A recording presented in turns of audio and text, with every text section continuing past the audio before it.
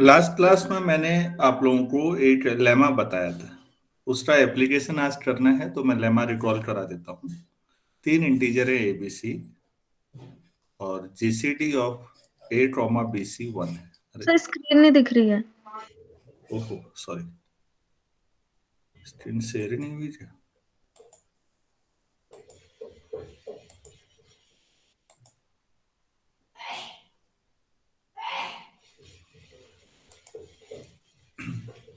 अब शेयर हो पा रही है तो बताइएगा। Yes sir. सॉरी, वो मेरी गलती है। GCD of A trauma BC अगर वन है तो हमने इफ एंड ओनली कंडीशन लगाई थी और ये कहा था कि जीसीडी ए और बी का भी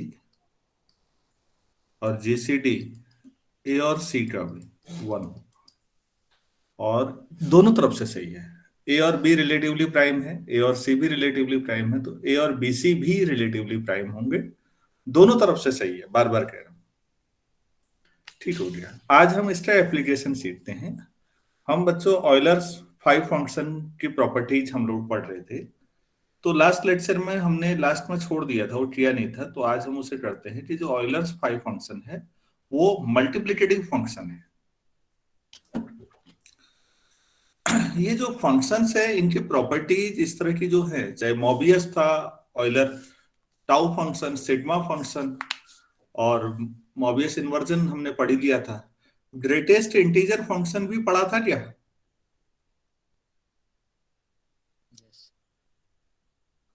ग्रेटेस्ट इंटीजर फंक्शन के बारे में पढ़ाया था मैंने आप लोगों को, उसके एप्लीकेशन। शायद जीरो कितने आएंगे लास्ट में, इस तरह की चीजें बताई yes sir, yes sir, yes हुआ सर। ना? ठीक है। तो वो भी हो चुका है। तो ऑयलर फाइव फंक्शन पे हम लोग, मैं एक्चुअली पिछली बार ये हुआ कि ये ऑयलर फाइव फंक्शन और एक दो चीजें छोड़ के मैं सीधे प्रिमिटिव रूट्स पे चले गया था। बाद में मुझे रियलाइज हुआ कि ऑयलर फाइव फंक्शन पे अच्छी खासी प्रैक्टिस जरूरी है।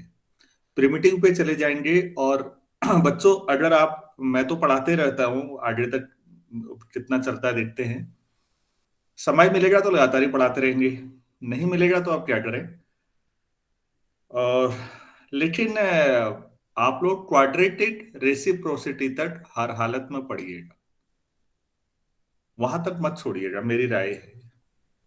आप कभी जिंदगी में इस फील्ड में जाएंगे तो आपको मालूम होगा, क्वाड्रेटिक रेसिप्रोसिटी लॉ तक अगर आपको आता है और फिर अगर आगे नहीं भी होगा तो मैं कंटिन्यूड फ्रैक्शन बताना चाहूंगा। तो आपको मैंने एक दिन बताया भी था कि आपको रामानुजन के काम का हिंट मिलना शुरू होगा। आज तक तो रामानुजन महान है महान है, बाकी किया क्या है आता पता नहीं है कुछ भी।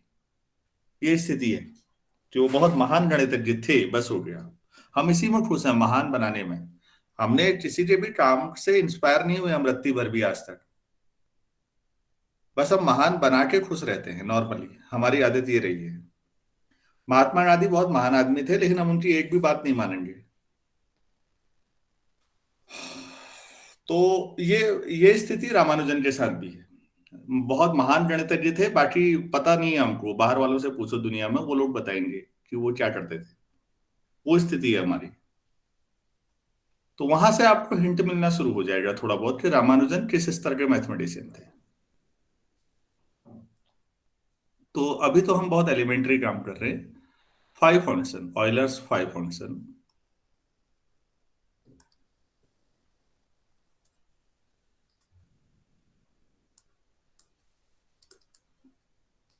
Is a multiplicative function. बहुत सिंपल स्टेटमेंट है, ये प्रूफ करना है। मल्टीप्लिकेटिव फंक्शन,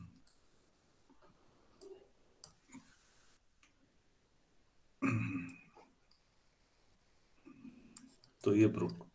तो ऊपर वाला रिजल्ट याद रखिएगा, हमें इसकी जरूरत पड़ेगी। ठीक है। तो हमें क्या दिखाना है कि इसका मतलब करना क्या है, हमारा दावा क्या रहना है, वो समझा दें सरल शब्दों में, किसी बच्चे को ना आए तो। अगर कभी एम और एन रिलेटिवली प्राइम है, उनका जीसीडी 1 है, तो फिर phi M N equal to phi M phi N. हम ये प्रूव करने वाले हैं बच्चों। ठीक है, कैसे शुरू करें? हमें ये पता है फाइव वन क्या होता है। हम अब प्रूफ शुरू कर रहे हैं, अभी तक प्रूफ था नहीं है, ये तो हम बता रहे थे सरल शब्दों में करना क्या है। तो बच्चों हमें ये मालूम है कि फाइव वन वन होता है, डेफिनेशन से ही हमने पढ़ा है। तो अगर कभी m या n में से कोई एक वन हो जाए तो ये रिजल्ट ऑब्वियसली ट्रू हो जाएगा ना। सो इफ m और n is 1, then above result is obviously true.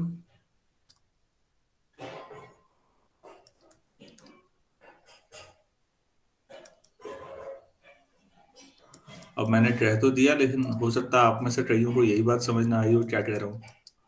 अरे भाई, अगर n को 1 मान लो, n की जो 1, तो लेफ्ट साइड में 5m बचेगा, राइट भी 5m ही बचेगा।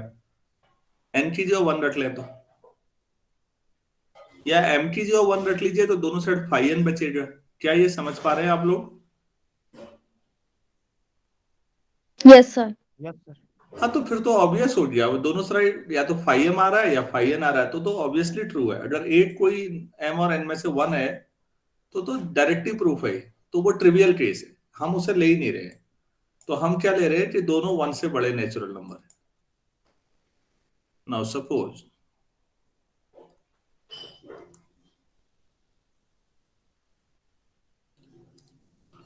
m भी 1 से बड़ा है और n भी 1 से बड़ा है। ठीक हो गया, तो दोनों जो 1 से बड़े हैं, तो दोनों का प्रोडक्ट भी 1 से बड़ा होगा। m इंटू n जो होगा वो भी 1 से बड़ा नंबर होगा। नॉर्मली हम मान के चल रहे हैं कि m और n कुछ बड़े नेचुरल नंबर होंगे, तो प्रोडक्ट और बड़ा नेचुरल नंबर होगा। तो बच्चों हम उसको थोड़ा सा ना एक टेबल फॉर्मेट में लिख कर देखते हैं। पहले कैसे लिखें देखिएगा।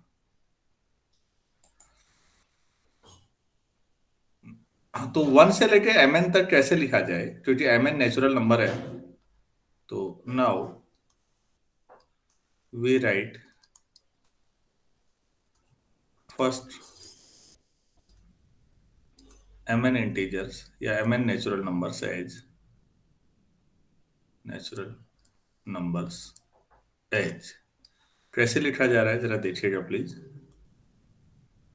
1 2 and so on, r and so on, m।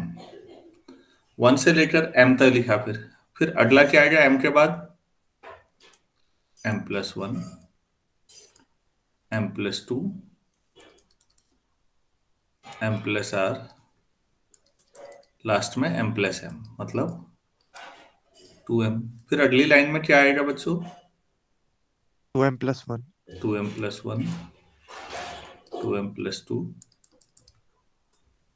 2m plus r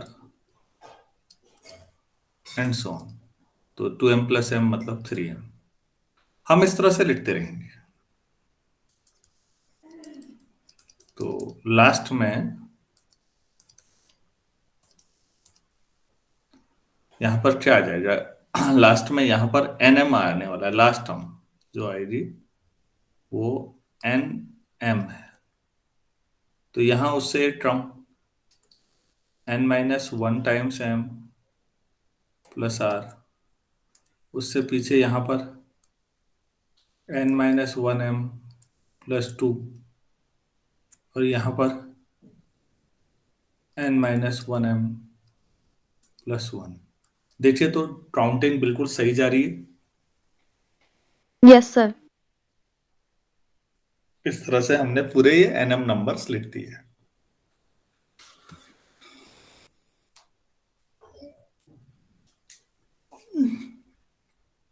हर रो में m एलिमेंट्स हैं और हर कॉलम में n एलिमेंट्स हैं। पहली लाइन में जितने एलिमेंट हैं दूसरी में भी उतने ही होंगे। तो पहली लाइन में तो 1 से m तक है, तो m है।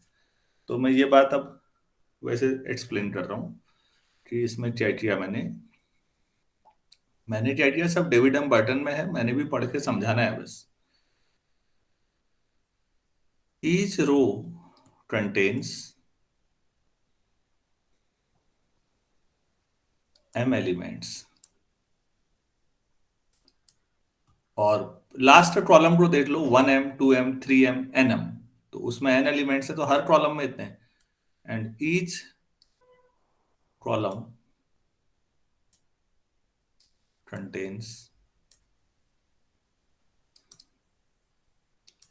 n एलिमेंट्स, तो total element m into n होगा। ठीक हो गया। अब नाउ हमें ढूंढना है 5mn। 5nm या mn इंटीजर का प्रोडक्ट तो मल्टीप्लिकेटिव, सॉरी वो कम्यूटेटिव होता ही है, कोई mn लिखो या nm लिखो। तो 5mn का मतलब हुआ कि हमें ये बताना है इनमें से कितने एलिमेंट हैं जो mn के साथ रिलेटिवली प्राइम है इस टेबल में से ना। भाई 510 का मतलब क्या समझते हैं आप? 10 से छोटे नेचुरल नंबर जो 10 के साथ रिलेटिवली प्राइम हो, ऐसा ही तो होता है। Yes, Yes. sir. तो 5mn का मतलब है इसी टेबल में से सेलेक्ट करना है ना। 5mn means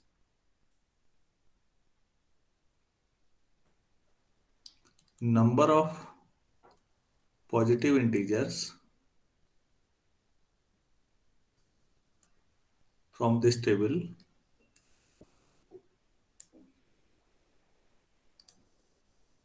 which are relatively prime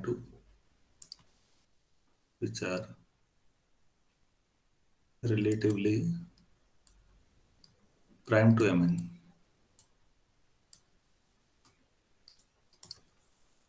ठीक, तो अगर उनमें से एक एलिमेंट का नाम मैं ए लिख दूं तो वो जो ए होगा वो इस mn के साथ रिलेटिवली प्राइम होना चाहिए। तो अभी लेमा की मदद से इसका मतलब हुआ, अच्छा जीसीडी लिखना चाहिए था, मैं जीसीडी बोल गया। तो इसका मतलब वो जो ए होना चाहिए वो m के साथ भी रिलेटिवली प्राइम होना चाहिए और n के साथ भी रिलेटिवली प्राइम होना चाहिए। ये बात समझ रहे हैं आप लोग? इस टेबल में से, जो टेबल मैंने बनाई है, इसमें कोई नंबर, वो नंबर लेना है, जैसे कोई नंबर है तो वो नंबर mn के साथ रिलेटिवली प्राइम आना चाहिए। mn के साथ रिलेटिवली प्राइम का मतलब वो m के साथ भी रिलेटिवली प्राइम होना चाहिए और n के साथ भी। बाई प्रीवियस लेमा लिख दीजिएगा ब्रैकेट में, ताकि कभी आपको समझ नहीं आया तो पता लग जाए कि ये कहां से कह रहे हैं। बाई प्रीवियस लेमा, तो जो पिछला लेक्चर था उसमें जो लेमा लास्ट में प्रूफ हुई हमने वो यूज की।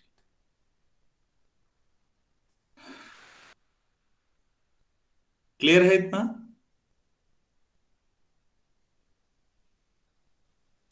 हेलो, अरे भाई जुड़े हुए हो ना मेरे साथ? Yes sir. हाँ Yes, ठीक sir. है। तो अब पहले वाले पे काम करते हैं, ए और एम वाले पे। तो मैं थोड़ा सा आपको एक छोटा रिजल्ट बताना चाहूंगा, क्योंकि डायरेक्टली बड़े रिजल्ट में जंप करने से बच्चों बात शायद ना आए समझ में। अब ये बताइए आप लोग, जैसे ये एग्जाम्पल ले रहा हूं मैं अभी, जीसीडी ऑफ कोई भी नंबर ले लेता हूँ, चलो 10 ले लेता हूँ। तो 10 का मल्टीपल ले लो, प्लस कुछ भी ले लो, 7 ले लो, तो जीसीडी कितना आएगा? 1. 10 क्यूब प्लस 7 है बेटा। 10 क्यूब प्लस 7 और 10 में जीसीडी क्या आएगा?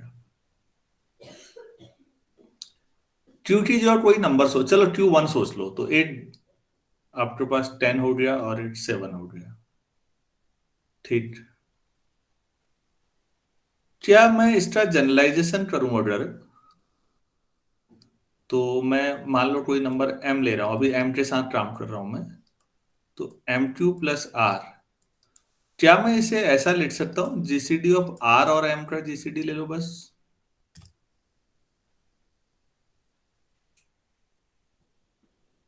एक ही बात हुई या नहीं? मैं ये लाइन समझाना चाह रहा हूं, एम क्यू प्लस आर और एम का जीसीडी कितना आएगा?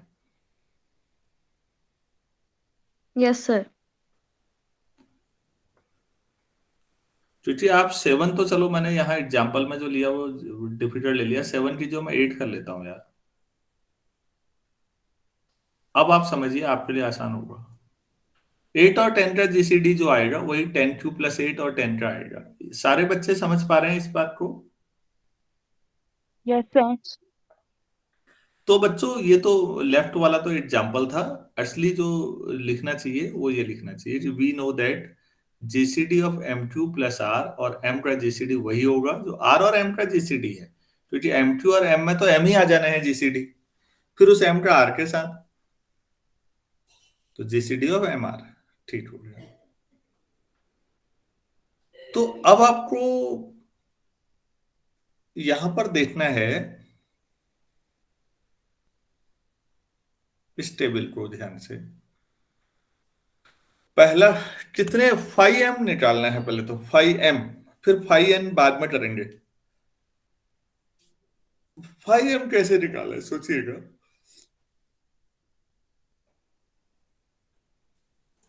कितने कॉलम है बच्चों? कॉलम कितने हैं? Sir, M. एम कॉलम है। तो एम के साथ जो जो रिलेटिवली प्राइम होंगे वो रिमाइंडर की फॉर्म में देखिए ना। आप तो रिमाइंडर से समझ जाइए, अब इस लाइन से समझ जाइए कि कितने कॉलम आएंगे। अगर याद रखिएगा, एम से डिवाइड करते हो तो पहले कॉलम में सभी में रिमाइंडर वन आएगा या नहीं, एम से डिवाइड करने पे? Yes, sir. Yes, sir. वो लिखा ही ऐसे गया है बच्चों कि दूसरे कॉलम में एम से अगर आप डिवाइड करेंगे तो रिमाइंडर सब में टू ही आएगा, तीसरे में थ्री आएगा, आरएथ में आर आएगा, और लास्ट में रिमाइंडर जीरो आएगा, पूरा डिवाइड हो जाएगा लास्ट कॉलम एम से। तो मेन जो रिमाइंडर जीसीडी निकालना है वो रिमाइंडर के साथ है, लास्ट ये जो नीचे लिख रहा हूं इसको समझिए आप। तो अब अगर मैं ये कहता हूं यहां पर, इफ जीसीडी ऑफ आर और एम वन है, तो फिर GCD of M Q plus R और एम भी वन ही होगा या नहीं? ये रिजल्ट पूरा सही है ना दोनों तरफ से? Yes, sir. अगर कोई रिमाइंडर एम के साथ रिलेटिवली प्राइम है तो वो कॉलम का हर एलिमेंट फिर एम के साथ रिलेटिवली प्राइम हो जाएगा उस कॉलम का, क्योंकि उस कॉलम में एलिमेंट इसी फॉर्मेट के हैं। बच्चों ये सभी लोग समझ रहे हैं? अगर ये समझ रहे हैं तो प्रूफ होने की स्टेज में ही है।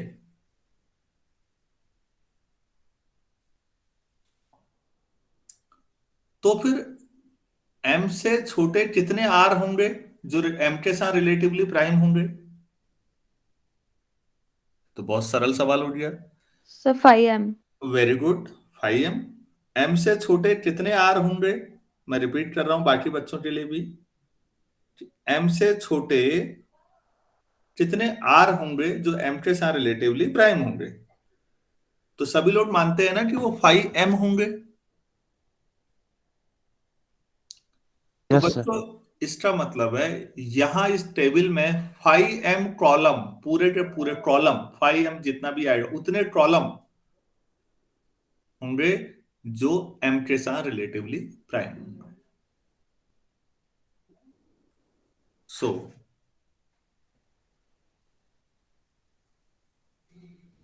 There will B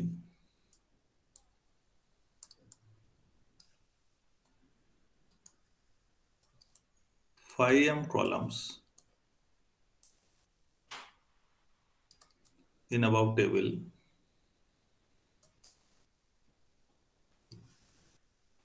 which are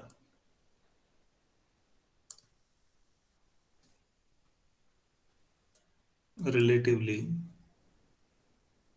prime to M. मैं यहां तक सबको समझा पाया या नहीं, ये बताइएगा। Yes, sir. ठीक है, तो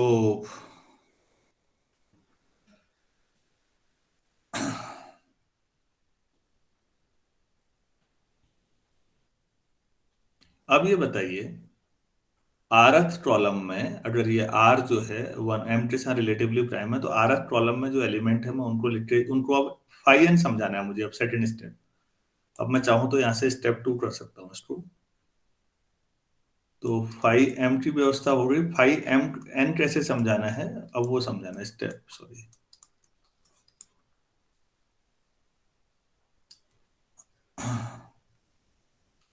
अब उसको लिखते हैं। थोड़ा सा सोचना है, अगर आप सोच पा रहे हैं तो ये बहुत एंजॉयबल है, नहीं सोच पा रहे हैं तो सरदर्द है, भाई इतना सा मामला है।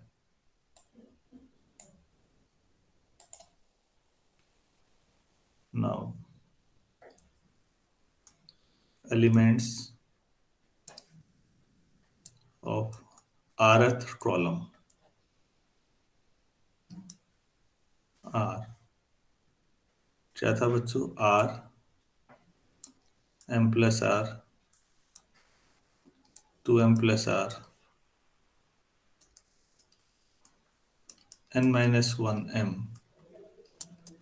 Plus R. और हमने मान लिया ये सब कि ये वो वाला कॉलम आ रहा है जहां पर आर और एम का जीसीडी 1 है, हमने ये मान रखा है।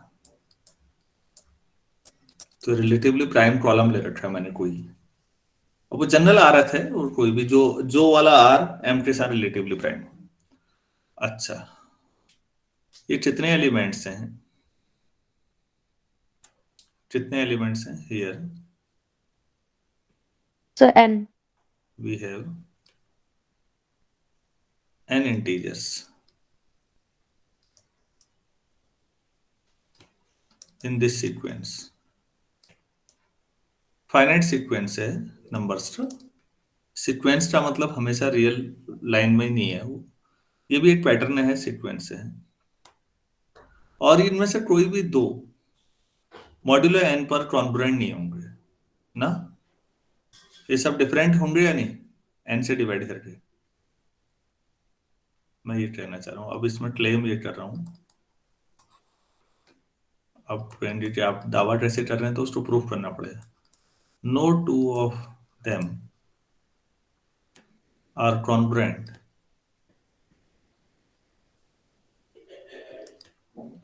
Modulo N. एन से डिवाइड करके बराबर रिमाइंडर नहीं देंगे कोई भी दो, सब में रिमाइंडर एन से डिवाइड करके डिफरेंट आएगा, हम ये कह रहे हैं। आप कहेंगे आप कह कैसे रहे हैं ऐसा, चलो देखते हैं फिर। और इफ आप कोई मान लीजिए यहां पर से एक एलिमेंट है, मान लो के एम प्लस आर, और वो उतना ही रिमाइंडर दे रहा है जितना जे एम प्लस आर दे रहा है मॉड्यूलो एन पर, चलो मान लेते हैं। तो और यहां पर हमने मान लिया कि के और जे जो होंगे वो ऐसे हैं मान लो, और एन से तो छोटे ही होंगे। अगर आप ऐसा लिख रहे हैं तो आप क्या लिख सकते हैं दोनों side, K M is congruent to J M mod R लिख सकते हैं या नहीं, मॉड एन। Yes, sir. दोनों साइड एम से डिवाइड कर सकते हैं क्योंकि एम और एन रिलेटिवली प्राइम है। तो j congruent to j mod n, क्यों डिवाइड उससे करते थे जो रिलेटिवली प्राइम हो एन के।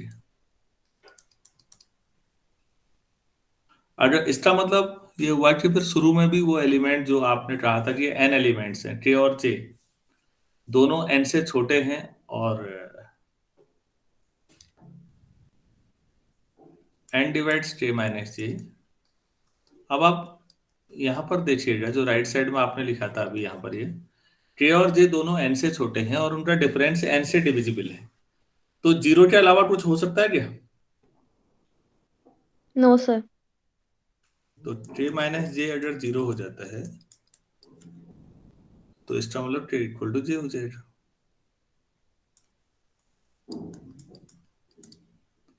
तो इनमें से कोई भी दो कॉन्ग्रुएंट नहीं है। अगर आपने लिया दोनों बराबर आ गए तो एक ही तो नंबर हुआ।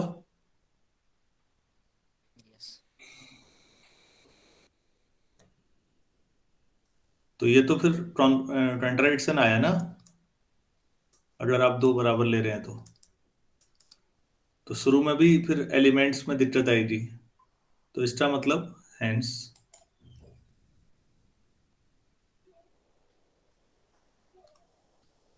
No two of the sequence, no two numbers of the sequence are congruent modulo n। तो n मॉड्यूलो पर कॉन्ग्रुएंट कोई भी दो नहीं है, मतलब ये सब डिफरेंट है। ठीक है ना? तो इसका मतलब आप मान सकते हैं कि ये अगर आप n से डिवाइड करें तो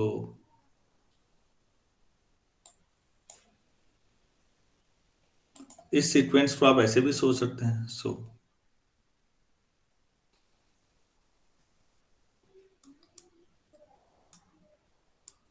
we can think of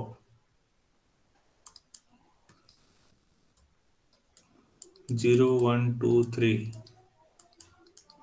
up to n minus 1 instead of above sequence।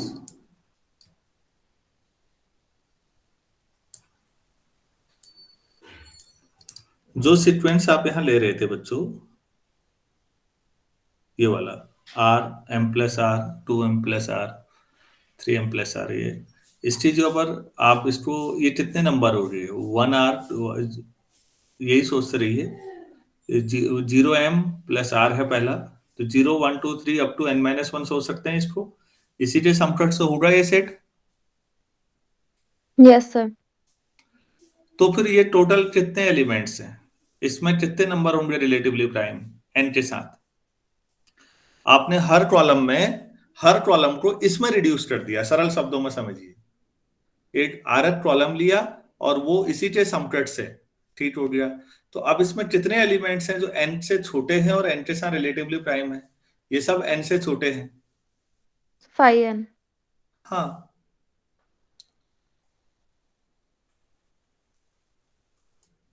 Out of these elements phi n will be relatively prime to n, relatively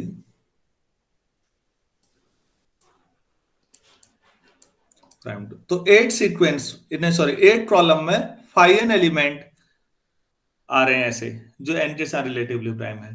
कितने कॉलम थे जो रिलेटिव m के साथ रिलेटिवली प्राइम थे? 5m column थे ना? Yes sir.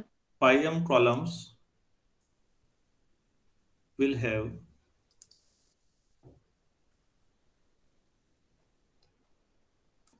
phi m into phi n elements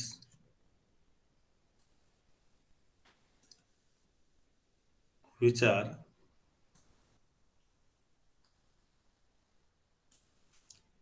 कहाँ चले जा रहा है भाई cursor?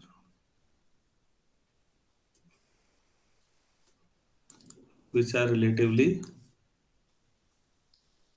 prime to both phi m and phi n, जो दोनों के साथ रिलेटिवली प्राइम है। दैट इज टू, जो phi m के साथ भी रिलेटिवली प्राइम हो, phi n के साथ भी रिलेटिवली प्राइम हो, तो वो phi mn के साथ भी रिलेटिवली प्राइम होगा या नहीं, लेमा से? Yes sir. Hence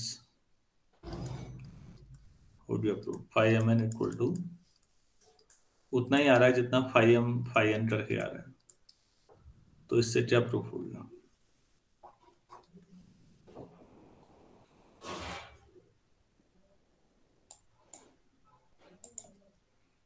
hence phi is multiplicative function.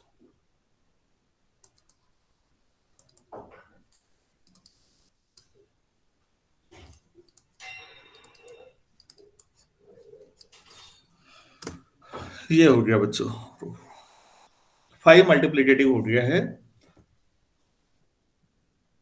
और अगर मल्टीप्लिकेटिव के लिए मैं रिपीट कर रहा हूं, कोई बहुत बड़ा काम नहीं है, ध्यान से देखिएगा। ये आपको लेमा की जरूरत पड़ी और आपको ये प्रूफ करना है इक्वेशन 1। तो 5 1 1 है, तो हमने mn एलिमेंट्स को इस फॉर्मेट में लिख दिया। हर रो कॉलम कितने एलिमेंट हैं ये सब बता दिया, और कुछ बेसिक चीजें ये जीसीडी से रिलेटेड समझानी पड़ी। और हमने ये साबित किया कि टोटल 5m एलिमेंट होंगे, जो m के साथ, तो 5m कॉलम होंगे जो m के साथ रिलेटिवली प्राइम होंगे। फिर हर कॉलम में 5n एलिमेंट होंगे, ये समझाया बस। तो total element 5m into 5n होंगे। काफी अच्छा रिजल्ट है अगर आप लोग सोच पा रहे हैं तो। एक बार इसको ध्यान से करिएगा, जरूर पेन चलाइएगा। ऑनलाइन के साथ सबसे बड़ी दिक्कत, मैं बार बार कहता हूं, कंसंट्रेशन लेवल बच्चों का कम हो रहा है।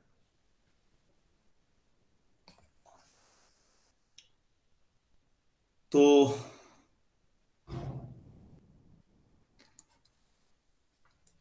फाइव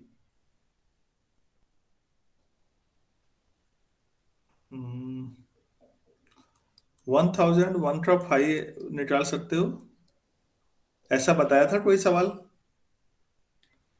एक आध क्वेश्चन भी हुआ था, नहीं हुआ था?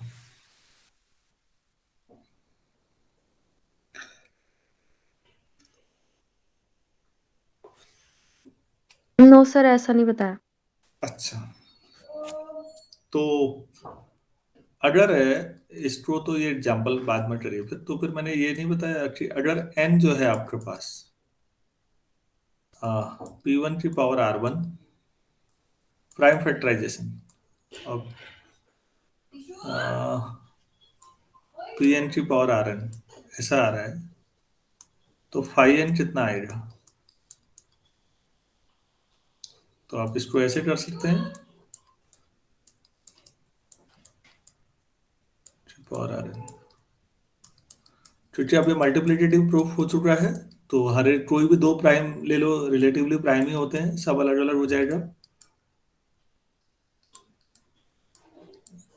और किसी प्राइम नंबर की पावर r का मैंने बताया था शायद, फाइव कितना होता है, फाइव, याद है आप लोगों को? Yes sir. सर कितना? P2। यही था। Yes sir. Yes.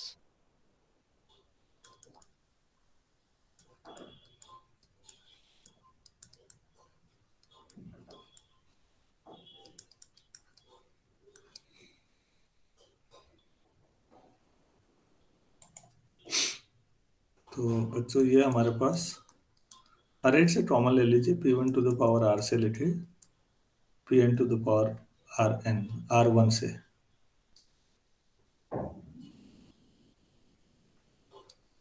तो आपके पास 1 माइनस 1 अपॉन p1 से लेके 1 माइनस 1 अपॉन pn।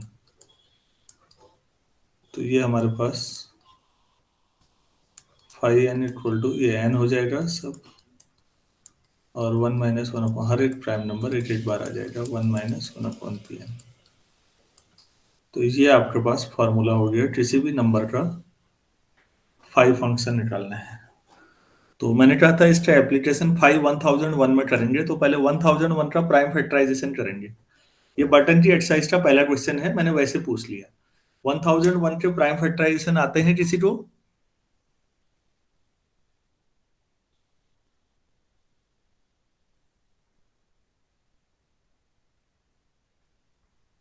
टू और थ्री से तो डिवाइड होगा नहीं, फोर से भी नहीं होगा, फाइव से भी नहीं, टू और थ्री से नहीं हो रहा तो सिक्स से भी नहीं होगा।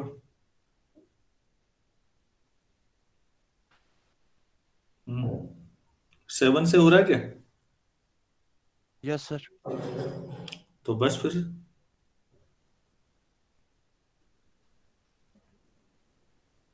बताओ यार फिर। एक तो 7 हो गया, और क्या होगा? 11। अच्छा 11। ठीक हो गया। तो फिर तो डायरेक्ट ही बता दीजिए आंसर क्या आ रहा है, सॉल्व करिए। 7 इंटू 11 इंटू 13। अच्छा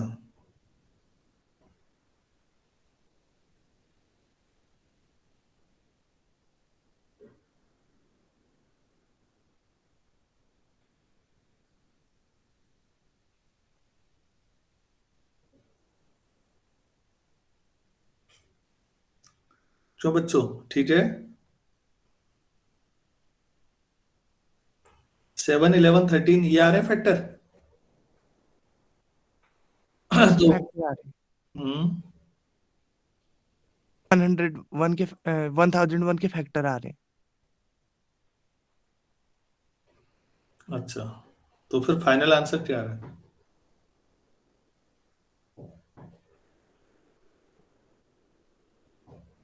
720। 520। औरों का पूछ लेते हैं, यही आ रहा है यार।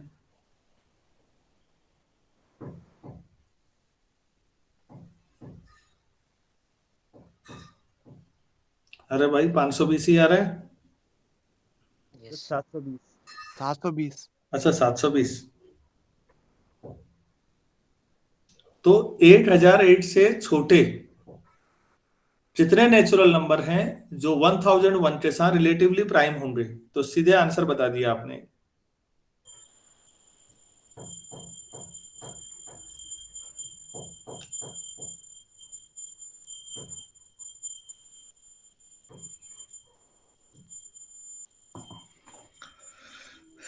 ठीक हो गया। तो नेक्स्ट क्वेश्चन है, चलिए आगे बढ़ते हैं।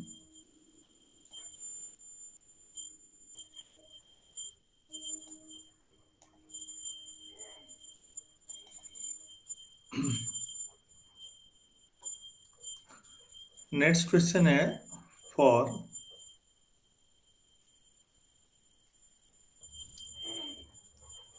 ये दिक्कत कर रहा है पेन लिखने में आज। अगर n 2 से बड़ा है तो फाइ n हमेशा इवन इंटीजर है, इज एन इवन इंटीजर, ये प्रूव करना है।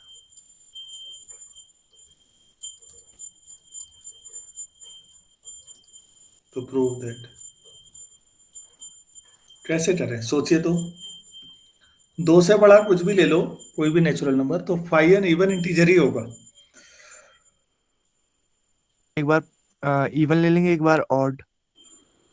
हम्म सर जब प्राइम लेंगे तब तो इवन ही होगा।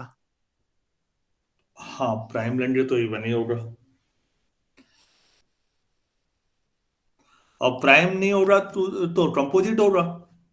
कंपोजिट होगा तो उसके दो फैक्टर तो आएंगे ही आएंगे, P1 P2 टाइप के।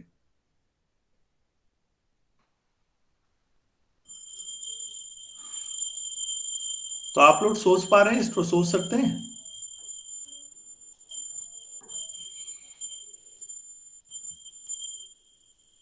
Yes sir.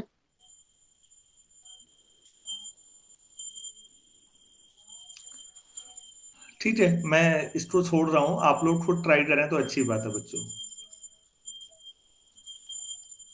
जो फाइ n इवन है, एक बार प्राइम एक बार कंपोजिट ऐसा लेके भी शायद मेरे ख्याल से हो जाना चाहिए। बहुत आसान रिजल्ट है।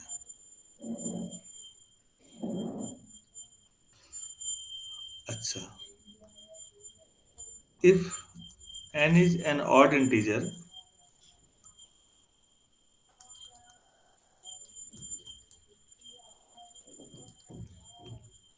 तो आपको बताना है फाइ 2n और फाइ n बराबर होता है फिर। इसे कैसे करेंगे?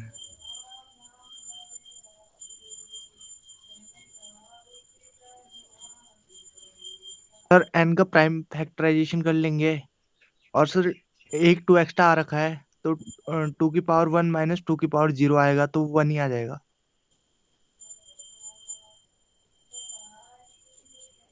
हम्म सर n और n का प्राइम फैक्टराइजेशन सेम ही होगा, एक 2 एक्स्ट्रा आएगा 2n। और सर जब इसको मल्टीप्लिकेटिव में तोड़ेंगे तो 2 to the power 1 minus very 2 की पावर 0 गुड। और सब सेम आएगा, तो ये 1 ही रहेगा। सर इसको डायरेक्टली मल्टीप्लिकेटिव से तोड़ भी सकते हैं, क्योंकि n 2 तो इवन है और n ऑड है, तो दोनों का जीसीडी 1 होगा, तो 5 of 2n is equals to 5 of 2 5 of n। बस बस बस, वेरी गुड, ये इजी हो, ठीक हो गया। तो कोई भी आप समझिए इवन ऑड में 5 2n और 5n बराबर ही होता है, ठीक। नेक्स्ट क्वेश्चन हम लिखेंगे बच्चों, इसमें छोटे छोटे सवाल हैं और ये बटन की एक्सरसाइज है, बस कुछ नहीं है, मैं भी वहीं से उठा रहा हूँ। अगला क्वेश्चन इन्होंने लिखा है कि n is an even integer, if n is an even integer,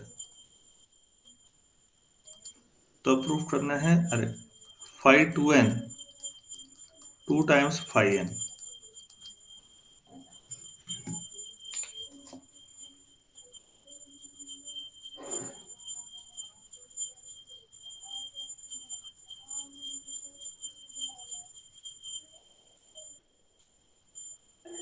hmm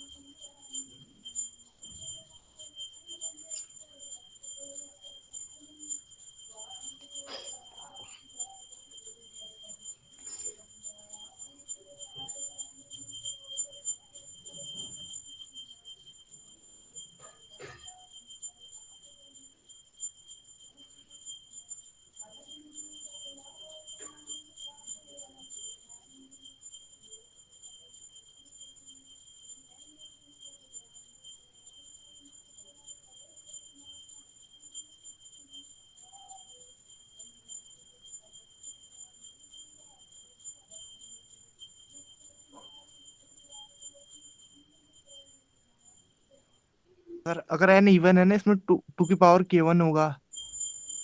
sir इसको प्राइम फैक्टराइजेशन में तोड़ लेंगे, p1 k1 2 k1, तो ये सर 2 k1 + 1 आ जाएगा। वो करके 2 कॉमन आ जा रहा है सर।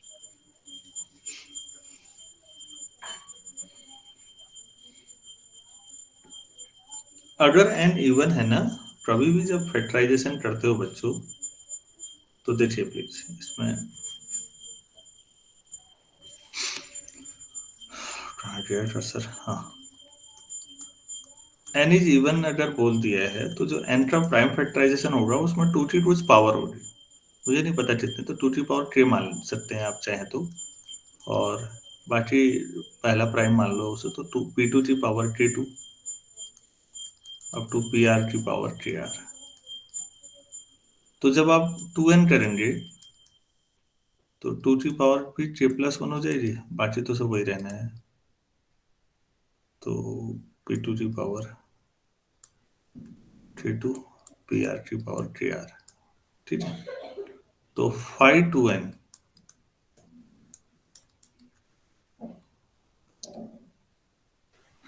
होगा, तो ये आ जाएगा 5 2n होगा 2n, पहला प्राइम 1 - 1/2, दूसरा प्राइम 1 - 1/p1, नहीं 1/p2, लास्ट प्राइम 1 - 1/pr, ठीक है। कितना आ जाएगा ये?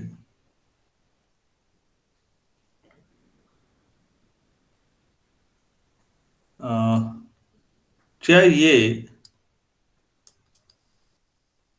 5n है? सर सोचिए, ऊपर n लिखा ही है आपने, ये है n, तो 5n कैसे लिखेंगे आप? ऐसे लिखेंगे, देखिए। yes, yes sir. तो आपके पास ये 2 टाइम्स हो गया, ठीक है। नेक्स्ट आपके पास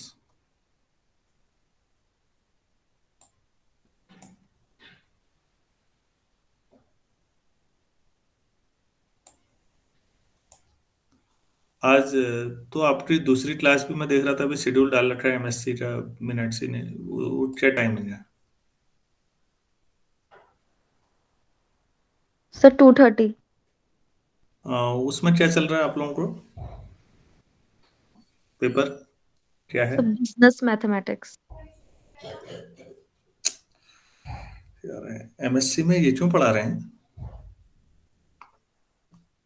सर वो कंपलसरी है, एक बिजनेस मैथमेटिक्स एक एमएससी थर्ड सेम में है और एक इसी टाइप का पेपर एमएससी फोर्थ सेम में भी है। तो वो दो हैं, वो दोनों करने ही है जरूरी, एक कोई एक सेम में कोई दूसरे सेम में। चलो हम हटा देंगे इसको। ऐसी चीज पढ़ाने का क्या मतलब है भाई?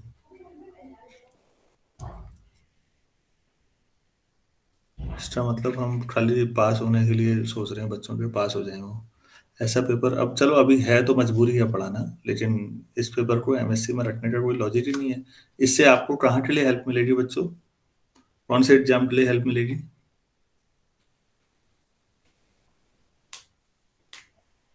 हम्म?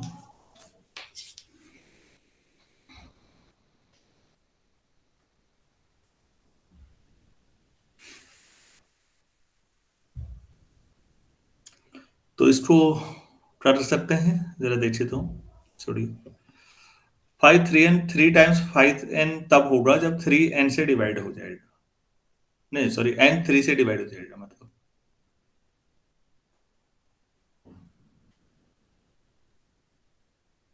तो मैं ऐसा कर लेता हूँ, लेट n मान लीजिए पहले p1 की पावर k1, वही हमेशा की तरह pr की पावर kr। ये n है कोई, एक तरफ से आप एक तरफ से इमेजिन करिए, तो दरवाजा बंद कर देना।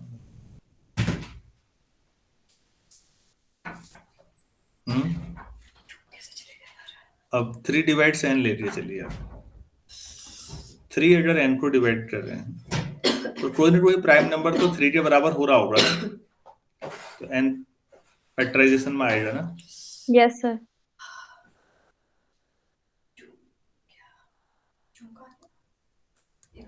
One of pi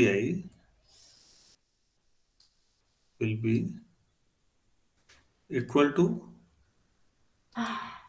3। तो इसका मतलब जो n होगा तो 3 की पावर तो k होगा, और जो बाकी है उसको आप कुछ मान लीजिए, उसको q मान लीजिए। और जो बाकी जितने भी प्राइम फैक्टराइजेशन हो रहा है जिनका बाकी होगा, तो उनके साथ, क्योंकि आप 3 वाला तो सब एक साथ कर दिया, तो वो बाकी के में 3 तो आना नहीं है, तो रिलेटिवली प्राइम होंगे या नहीं वो? Yes sir. यस। तो n आपके पास ये हो जाएगा। तो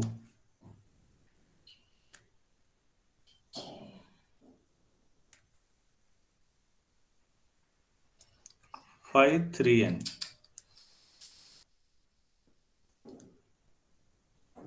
का मतलब हो गया 5 3 इंटू 3 की power k into q।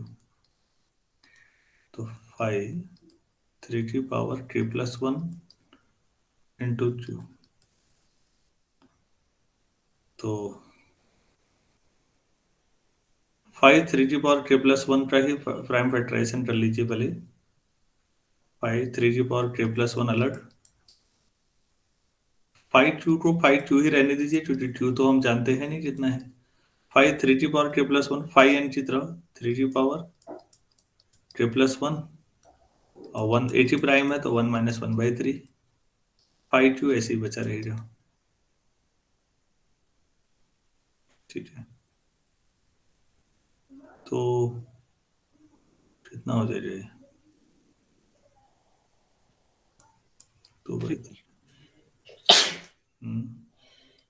2 into 3 की power k into 5q।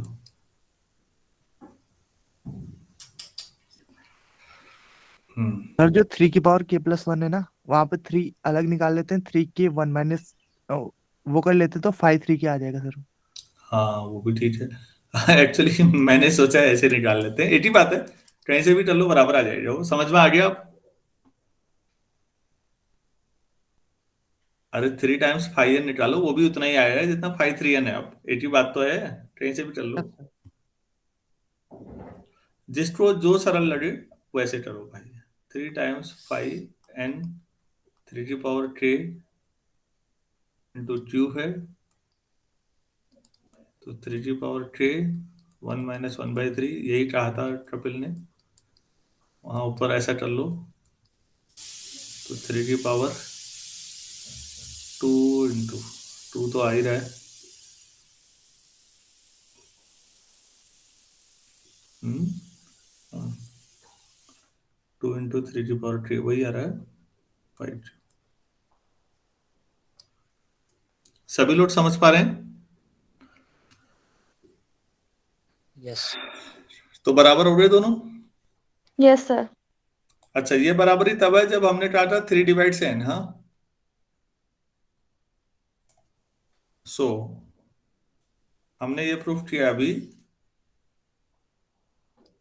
3 divide से n implies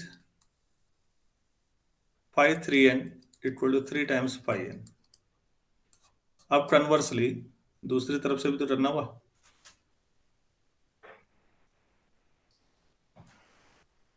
late 5 3n equal to 3 times 5n।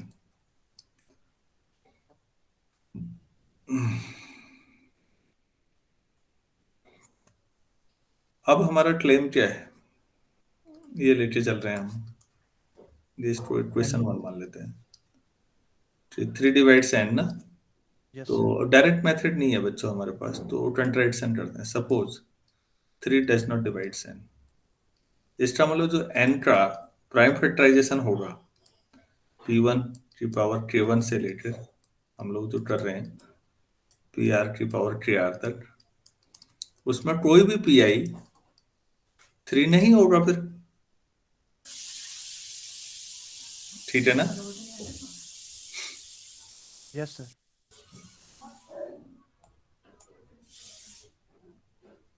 तो फिर अगर ऐसा है तो फिर जीसीडी ऑफ 3 एंड n 1 होगा। Yes yes sir. सर। अगर 3 और n रिलेटिवली प्राइम हो गए हैं तो फिर 5 ऑफ 3n को आप 5 3 5n में तोड़ सकते हैं, फिर मल्टीप्लिकेटिविटी तभी लगती है। Yes sir. 5 3 कितना हुआ? 2। 2। तो ये 2 टाइम्स 5n आ गया है। तो आपने 5 3n इक्वल टू ये इक्वेशन 1 के साथ कंट्राडिक्शन हुआ या नहीं फिर? अब यस सर। Yes sir. अगर आप 3 जो है n को डिवाइड नहीं करता है मानते हो तो ऐसा आ जाएगा, तो फिर आप कहोगे हमारा एज्यूमशन तो गलत था, तो फिर इसका मतलब 3 डिवाइड n होगा। मैं लिख नहीं रहा हूं, अब समझ में आया आप लोगों को? Yes sir. हाँ, तो 3 n को डिवाइड करेगा तो 5 3n और 3 5n बराबर होंगे, ये if and only if condition. 5 पे अभी काफी चीजें हैं बच्चों, और ये प्रॉपर्टीज 5 फंक्शन के बारे में काफी यूजफुल रहेंगी, नेक्स्ट क्लास में करते हैं। आज इतना ही करते हैं, काफी हो गया है। आप लोगों को किसी को कुछ कहना है या पूछना है तो बोलिएगा प्लीज।